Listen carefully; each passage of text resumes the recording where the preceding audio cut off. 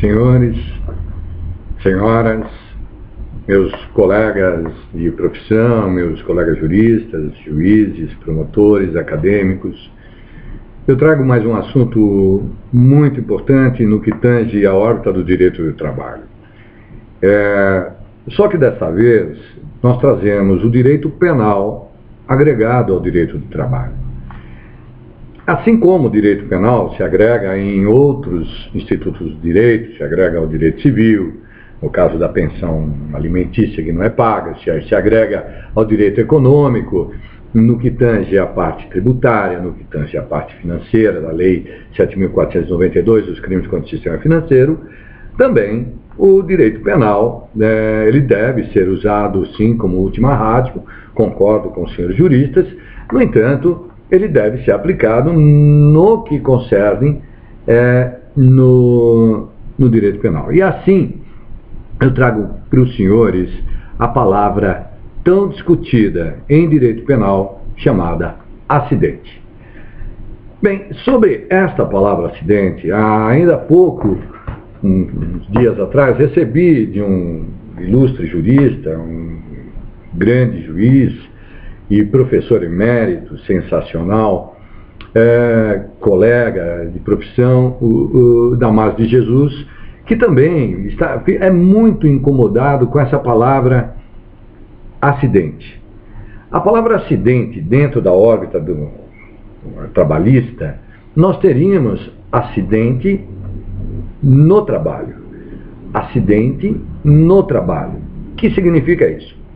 Suponhamos que o obreiro, um carpinteiro, por exemplo, que ele tem que preencher, tem que fazer a caixaria, e essa caixaria serve para fazer a coluna, serve para fazer viga, e essas colunas e vigas dão sustentações, sustentam as lajes que vão ficar entrelaçadas para fazer o piso do andar. Muito bem. Ele está lá no 17º andar fazendo a caixaria para que a caixaria entre lá os 3/8, os vergalhões, e assim também entre depois o concreto, com o concreto para formar então a coluna ou a viga. No entanto, ele pisa num madeirite de um lado para o outro, porque ele tem que transitar para aquele lado, tem que transitar para esse lado. De um lado para o outro, ele pisa num madeirite de meio centímetro. E ele vem abaixo, levando-o a óbito. Evidentemente, como houve óbito na obra, na construção, a polícia é chamada para noticiar o fato. E a notícia do fato é lavrada um boletim de ocorrência, e nesse boletim de ocorrência, normalmente, não em todos os casos, a natureza jurídica dos fatos, ela se dispõe da seguinte forma: acidente de trabalho com resultado morte. Nesse sentido, o que tanto eu, como o ilustre, fabuloso, genial Damásio de Jesus entende, é que a palavra acidente, ela encobre o nexo de causalidade, ela encobre o resultado, ela encobre a conduta do agente, por fim, ela encobre o crime e o criminoso. É isso que nos debatemos. E é isso que nós, junto ao Sintracom, Sindicato da Construção Civil de São Paulo, nós temos trabalhado insistentemente para que seja punido não tão somente aquele que, de alguma forma, praticou, seja de forma dolosa, porque ele pretendia o resultado, ou assumiu o risco de produzir o resultado, e isso está descrito no artigo 18 do Código Penal, ou seja, de forma culposa, por negligência, por imprudência, ou até mesmo por imperícia. Esse cidadão que colocou uma madeirite de meio centímetro não podia jamais, ele não é perito para saber se aguenta ou não uma pessoa em cima de uma madeirite de meio centímetro. Por outro lado, a pessoa jurídica também, sim, na minha opinião, ela é passiva de punição. Por que não? É uma discussão que o promotor público, hoje procurador da República do Paraná, Paulo César Bosato, vem discutindo muito com Juan Carlos Ferrer, nobre jurista da Espanha, Alexis Britos, nobre jurista e professor emérito da Faculdade Mackenzie, como também o nosso ilustre promotor público William Terra, todos concordam que a pessoa jurídica é sim passiva de punição, tal como o agente pessoa física. Por quê? A pessoa jurídica é um meio que o agente utiliza para produzir o resultado. Que resultado é esse? A morte. Ora, e se a morte, neste caso, como exemplo, é um resultado então naturalístico. Houve uma mudança no mundo, houve uma mudança de comportamento, não existe mais aquela pessoa no mundo.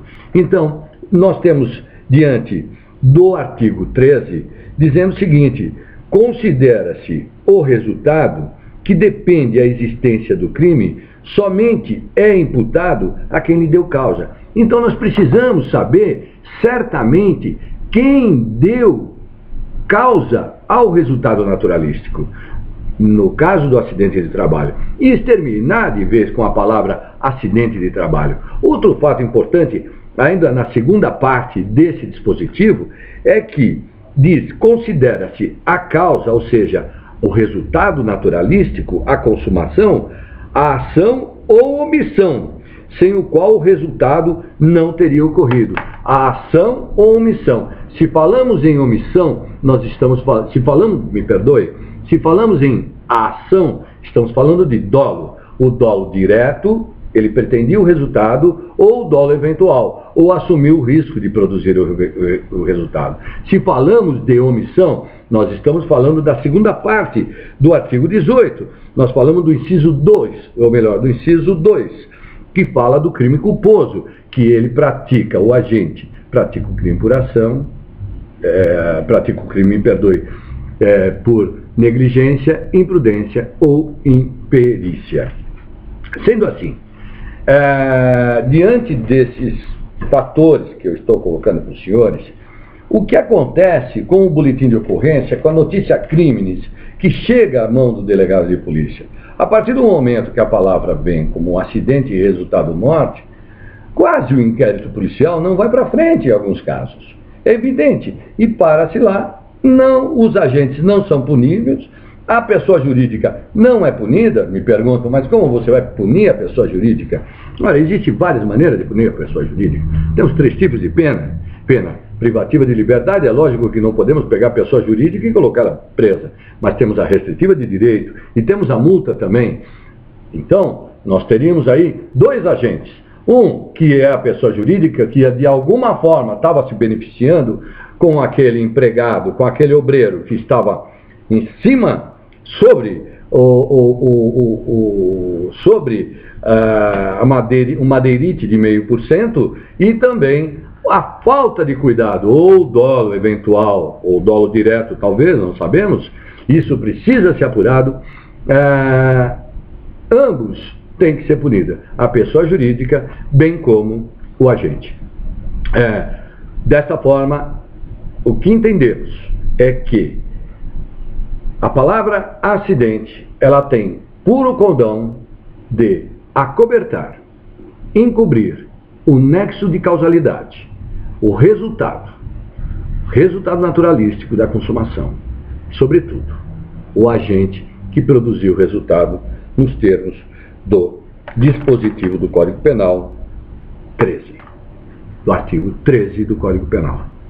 Senhores, é o início de uma discussão, vamos levá-la adiante, vamos discutir mais vezes, espero que todos se engajem nessa palavra, assim como Damásio de Jesus se engajou, e também se engajem na questão da punição da pessoa jurídica. Uma boa noite a todos, muito obrigado, e vamos discutir sobre o assunto.